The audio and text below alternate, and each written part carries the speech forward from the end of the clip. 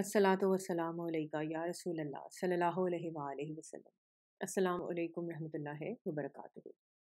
आज किताब जवाहरुल इश्क से जिसके राइटर हैं शराज शौकत चिश्ती साबरी, इससे मैं दो टॉपिक्स को बयान करूंगी। पहला टॉपिक है कलंदर। कलंदर को रूहानियत में एक बुलंद मुकाम हासिल है।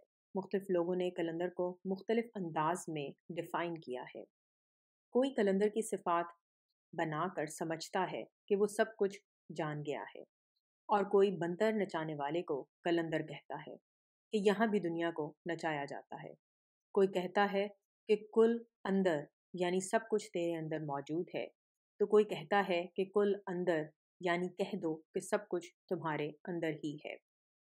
कोई शक वाली बात नहीं इसमें कि रूहानियत अंदरूनी सफ़र का नाम है जो इब्तिदा से इंतहा तक जाता है और अंदर ही रहता है।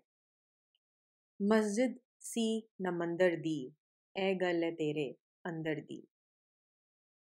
अल्लाह रब्बुल इज़्ज़त ने इंसान को अपना राज कहा है, और इस राज से ख़ास हस्तियां ही वाकिफ़ हो सकती हैं, और इन राजों में से एक राज कलंदर भी है।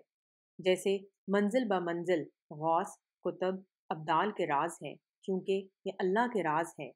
इसी तरह कलंदर भी एक राज का नाम है, और जिसके पास इस मंजिल का राज होगा वही कलंदर कहलाएगा। इसमें ज़ात पात और जिन्स की कोई कैद नहीं है। हज़रत अली रज़ी तआला अन्हु से किसी ने पूछा कि रिज़्क़ की कितनी इक़साम है। आप रज़ी तआला अन्हु ने जवाब दिया, रिज़्क़ की 313 इक़साम है, जिसमें सबसे कमतर वो रिज़्क़ है जिसके लिए हम सब मेहनत करते और रोज़ी कमाते हैं।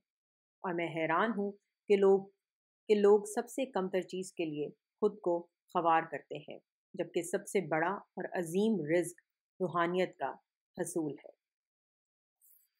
नेक्स्ट टॉपिक है मजजूब। राइटर लिखते हैं, आजकल जब हर तरफ रूहानियत का दौरा है और हर दूसरा शख्स रूहानियत का गहरा इल्म रखता है, बहुत सी कुतब में और कुछ लोगों के मुंह से यही सुनने में आता है कि दौरान इबादत या मराकबा में जब अनवार व तजलियात सामने आती हैं, तो साहिब इबादत या मराकबा इनको बर्दाश्त नहीं कर पाता, तो वो मजजूब हो जाता है। कुछ और डेफिनेशंस भी सामने आती हैं, लेकिन असल बात यह है कि अगर दौरान इबादत कोई तजल्ली ऐसी पड़ती है जो नाकाबिल बर्दाश्त होती हो, तो इसी वक्त इस शख्स को इसकी ताब ना लाते हुए अल्लाह को प्यारा हो जाना चाहिए। लेकिन ऐसा नहीं होता, बस सेंसेस ही डाउन हो जाती हैं। तो फिर उस हालत से निकालता कौन है? कौन मजजूबियत को ख़त्म करके सालकियत में लाता है? खैर, ऊपर मिसालें इसलिए दी गई हैं कि किताब तारीफ़ों की तस्हीह की जा सके। मजजूब पे कोई शरीयत कोई कानून लागू नहीं होता।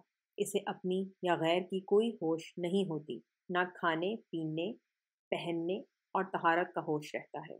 जिस तरह रूहानियत के तमाम मनाजिल मुर्शद तय करवाते हैं और मुरीद को कीमती राज से नवाजते हैं, इसी तरह मजजूबियत की कैफियत भी मुर्शद ही तारी करते हैं और अपनी मर्जी से जब चाहें इस कैफियत को हटाकर सालिक बना देते हैं। इसमें दूसरी मनाजिल की तरह मुरीद का कोई कमाल नहीं होता। तजल्लियात की आमद का जहाँ तक ताल्लुक है, तो मुर्शद अपने मुरीद को उतनी ही तजल्ली दिखाते हैं जितनी बर्दाश्त करने की मुरीद में सकत होती है। ये चैप्टर यहाँ ख़त्म हुआ। इंशाल्लाह नेक्स्ट वीडियो के साथ फिर हाजिर होंगी। अस्सलातु वस्सलामु अलैका या रसूल अल्लाह सल्लल्लाहु अलैहि वसल्लम। अस्सलामु अलैकुम रहमतुल्लाहि व बरकातुहू।